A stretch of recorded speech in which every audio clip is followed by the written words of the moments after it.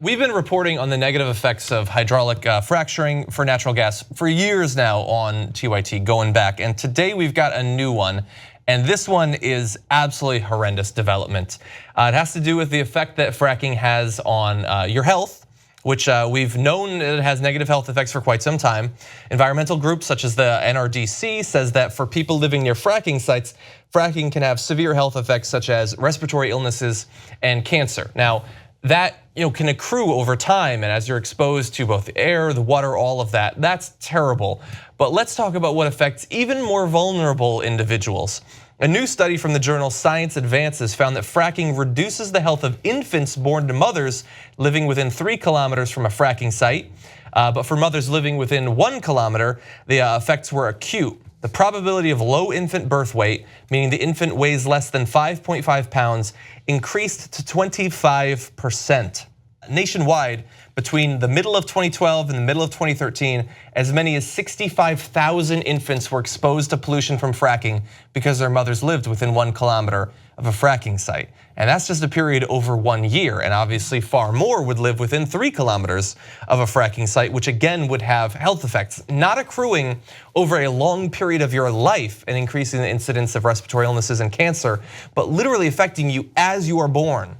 Yeah, so it's possible that I'm not a naturally born lib, and so when I heard about fracking, I thought jury's out. I mean, we started this thing back when it started, right? And so it's not fossil fuels. It's a little bit better in that sense, but I want to see what evidence there is, and the evidence is beginning to come in, and it's not good. So does it cause earthquakes?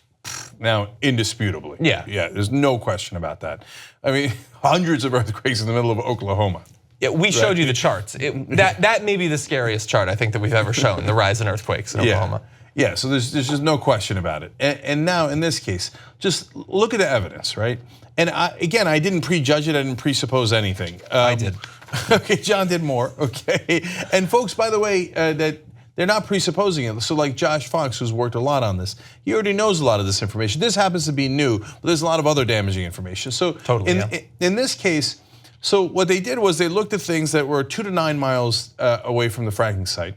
And there's actually not that much of a difference between your normal births and 9 miles from a fracking site. It's a rough description of this thing. So it turns out it doesn't affect you that much if you're far enough away from the fracking. So it's not a Chinese hoax. They weren't trying to jury rig it. So it turns out if you're far enough away from it, it's at least in the case of the infant,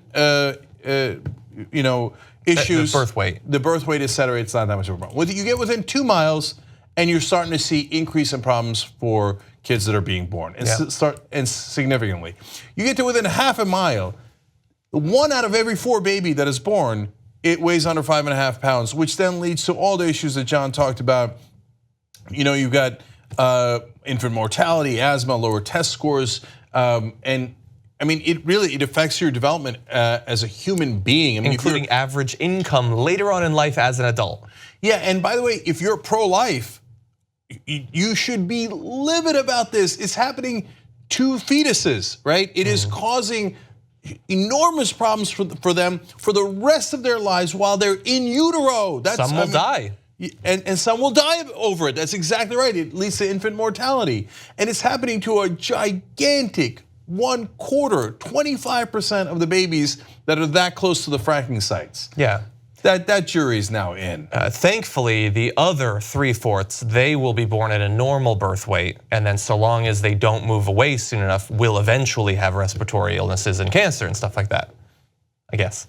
Yeah, so it doesn't really get better. Then you got those ailments, and then if you've survived all of that, and now your percentages are getting lower and lower for being able to survive all that, then you've got the earthquakes, let alone everything else. So is it worth it? We have renewable energy now, and solar energy creates more jobs than fossil fuel does now, and so we can actually get more jobs. We can have cleaner energy, and it's just because this is a little bit easier, and those particular companies are making that profit off of that. Yes, but it's not worth it for our kids. It just isn't worth it. Yeah, I'm planning on. I gotta Indiegogo the money, but I do want to do a study if being born within a couple of miles of a windmill leads to lower birth rate. I'm not sure, but I'm really hoping it's okay. What you just watched was one of the videos that we do today, but we actually do a whole 2-hour show every single day. It's a podcast. You could watch it in video or listen to it as audio. You can download it, you can stream it, and you get it completely ad-free if you could become a member of the Young Turks. tytnetwork.com/join.